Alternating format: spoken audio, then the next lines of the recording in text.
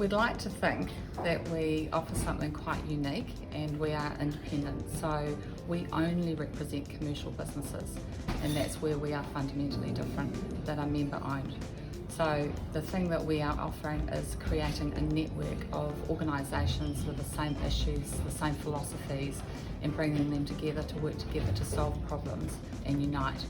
So that's really where we're going to add the most value, and that's how we work through offering events, education, training programs, and to date the value has seen that the members that we have is pretty much 90% of New Zealand's cooperatives.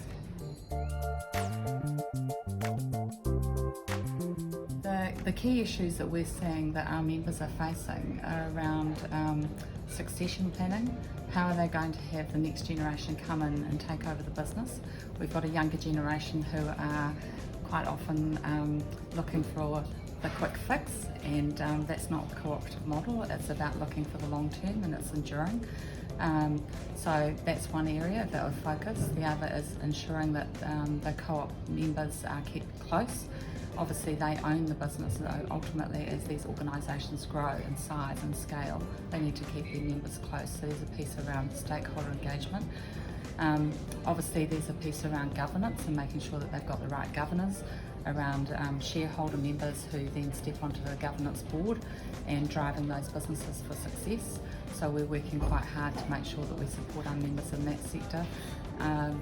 So there is a whole raft of issues that we're working through, and keeping our members on the journey with us.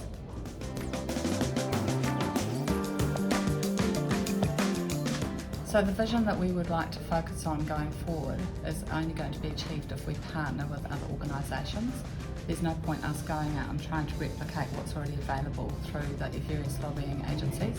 So I'm already reaching out to the various chambers of commerce and also the lobbying bodies and wanting to work in conjunction with them.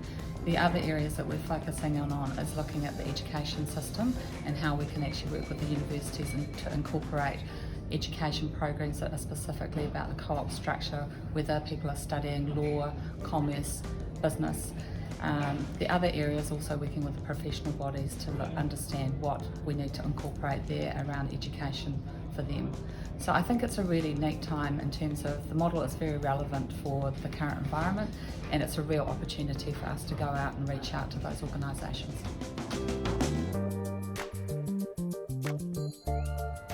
Co-op Business New Zealand has been formed because of member-owned businesses across New Zealand.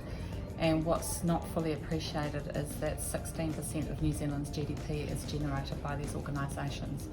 I think there's very little awareness actually across New Zealand stakeholders around the cooperative model and the value that it generates. Our vision for the future is that we look at what education is needed, what support's needed in terms of advocacy and lobbying with Wellington and government and legislators. We want to be the voice for our members and make sure that we're adding true value. I think the interesting thing at the moment is that we've got some challenges facing the world and around social, economic and sustainability. And so if you look at the UN Sustainability Goals and what the work is that's been done by the UN Sustainability Council, the co-op model is a perfect fit. You know, we're talking about social good, we're talking about demographic ownership. It's a move away from the capitalistic model which people are uncomfortable about, and there's a real opportunity to make change.